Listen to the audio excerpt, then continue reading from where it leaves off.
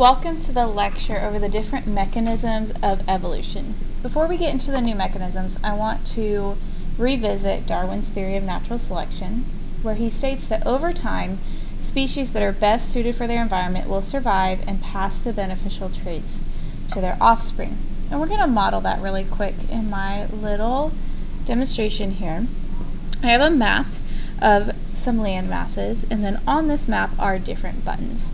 These buttons are going to represent different, the same species, but different variations of traits within that species. So we can think about humans, bugs, birds, whatever you think to help with this demonstration. Let's start with saying that they are birds. This would be all one species where you can see a lot of genetic variation here. Different colors are going to represent the different variation of the exact same species. You can see how many different colors we see. There are 4 different colors, 4 different allele combinations of this trait. We have light pink, dark pink, purple, and yellow. And now I'm going to try modeling natural selection. What does natural selection mean?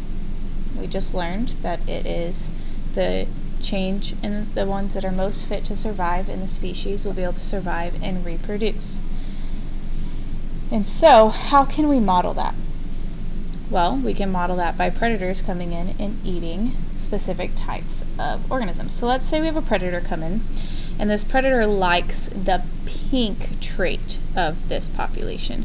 So they're going to end up eating off the pink organisms because it's easier to find them.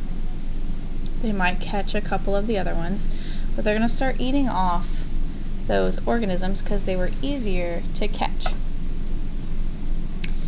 And so what you're going to see here is that there's a decrease in that pink population, even if we were to go through and replicate these organisms. So let's say we go through a mode of replication. We're going to have some more purples added in because we have purples.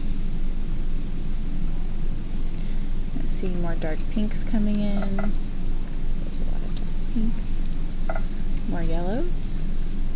There's a lot of yellows in there. And we're going to only see a couple of pinks come in because the pink population has gone down. So you're going to notice that the light pink population has gone down. Now the predator still lives here, so they're going to continue to eat the light pink ones. And so we're going to start seeing them eat off the light pink ones. They might eat a purple or a yellow here and there, but the predator is going to keep eating the ones that they can find sooner because they're going to want to survive as well, until basically you're left with no pink organisms. They've been completely eaten by the predator. Now we do another round of replication. So more yellows, more dark pinks, a couple more purples in there. So you see that this population, the gene frequency has changed over time. We no longer see the pink ones. Now a pink one can be reintroduced back into the population. Now how can we see that? Well, it could be that it's a recessive trait, and so you end up seeing it based off of the other offsprings, or it can just be another mutation. It can go back in there. It doesn't mean that once the organisms are gone, the alleles aren't present in the population anymore. And so you can see them pop back up between one generation of change. So the predator is still there. He continues to eat off the pinks, but now the light pinks are gone. And so he still has to eat. So he might start eating off these darker organisms, the dark pinks, because he can still see the pink a lot better than the other colors in their environment. And so you're going to still see a change in that population over time because those organisms are going to start dying off as well. And so you can see very clearly that this population looks very different from the population that we started with. And you'll end up with low pink percentages over time because of natural selection. Now that we understand natural selection, let's talk about gene flow. Gene flow is the transfer of genetic variation from one population to another. And this is going to change the allele frequency in the population. So we're going to model an example of gene flow really quick. I'll reset my population here.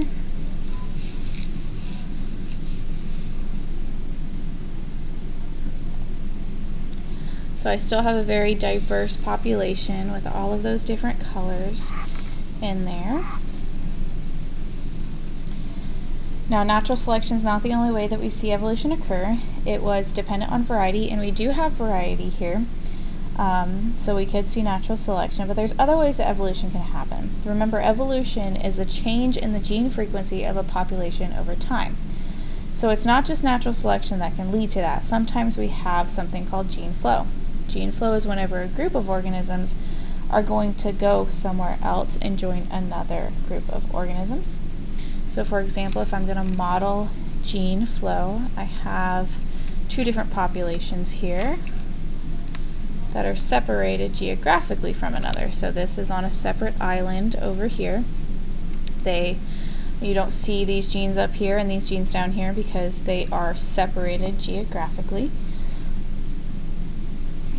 We have a variety of humans that live here, and we have a variety of organisms that live there.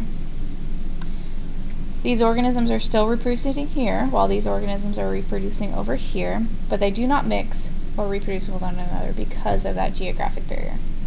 Well, for this example, let's use these buttons as humans, right? So these are two different groups of humans. And let's say a war breaks out, and these soldiers are going to come from this area over into this area. And so these guys are going to come fight in the war over here.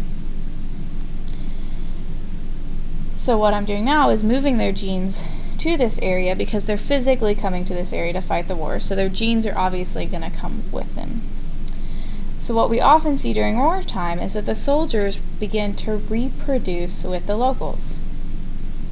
So what do you see? If they start reproducing with the locals, we'll see more of the local genes come around, right? But then we're also going to see a replication of the genes of the organisms that came to reproduce with the locals. And so we added more variety because we mixed the genes from the other population into this one because they moved over into this area. You'll notice that the original population, there's been a change in gene frequency because they ended up moving. And there's also a change in gene frequency over here. There's a minor change in the original population and a much larger change in this population because we've increased the genetic variety in that population, which creates more opportunities for evolution to occur. Now, if these organisms came over and they weren't able to breed and reproduce with the locals, we would not see gene flow because they would not be able to reproduce. They'd be isolated reproductively. But since they reproduce with the locals, it's gene flow, and we're seeing an increase in genetic diversity here from that gene flow. So the next example is genetic drift. Genetic drift is a random change in allele frequencies. This is where certain individuals may leave more descendants than others, and over time this has caused an allele to be common in the population, and this occurs by chance, not by natural selection. So one example of genetic drift is what we call the founder effect. So let me reset my map here.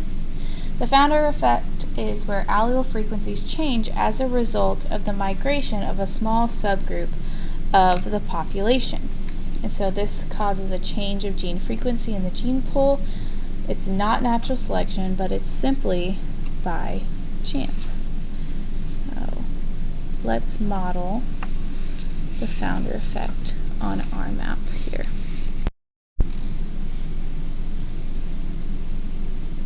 So remember, founder effect is whenever there's an established population and a portion of that population is deciding to move somewhere else. And so if you notice, there's no organisms on this island initially, but with the founder effect, we're going to end up moving some of these organisms because they have decided to move. So let's say these organisms have decided to move down to that island, and then they are going to start fresh here. There were no genes in the area before they moved, which means they're going to have low variation in this population compared to our other example of gene flow, where we added genetic variation where the genes are present. So these guys will continue to replicate, and so you will see the genes that replicate here for this population. And then these guys are going to replicate as well, and so you're going to see those genes continue in the population. You can see that there's still a lot of genetic variety up here, but not a lot of genetic variety over here, because the only ones that are coming over that are going to be the only alleles that are going to be produced in this population. So next, we're going to look at another example of genetic drift. So this is still genetic drift where there's a rapid change in the population, but now we're going to look at it in this type called the bottleneck effect. The bottleneck effect is a sharp reduction in population size due to an environmental event or human activity. And so this is going to change the gene pool for future generations. This isn't going to be selected, it's random, and it's caused by an environmental event. And so let's model that. Once again here, I still have this same population up here, and we have a lot of diversity. These organisms are living and reproducing, and then all of a sudden a avalanche! And all of those organisms ended up dying based on a random event. So you notice that this is random. I didn't just pick and isolate a certain color out. I just swiped my hand, and what ended up dying was from whatever ended up dying from that natural event. And you notice that what's left to reproduce, a lot of the variety has been removed. And so if we were to reproduce this group of organisms now after that avalanche, we have a lot less genetic variety here compared to what we initially had because of that random event. Once again, genetic drift is random, so when you're with the bottleneck, you're losing a great mass of organisms based on something random. So with that, you're going to greatly reduce your population size, and it's also going to reduce the genetic variation. This can happen over and over if continual things were to happen to the population. So let's say a tornado came through and deleted some of those organisms. You're going to see once again we've decreased significantly the genetic variation of population based on a random event. That's what bottleneck effect is, and once again that's an example of genetic drift. So next we have what we call gradualism and punctuated equilibrium. So gradualism is a change that occurs at a slow, steady pace, and so it would not be what I just modeled with the bottleneck effect because that was very quick, correct? No, this one's at a slow, steady pace, while punctuated equilibrium is a rapid, sudden change in a species. And so an example of that would be our pocket mice that we've seen previously. We have a light brown and a black pocket mouse after volcanic eruption in New Mexico. So originally it was on this sand, it was blended in well, but now a volcanic eruption has happened and the environment has changed, which means that you're going to see a rapid, sudden change in the species because they're going to start being picked out immediately. So that's all we have for today. Make sure you watch the genetic drift video also in this module and understand the differences between these different mechanisms of evolution.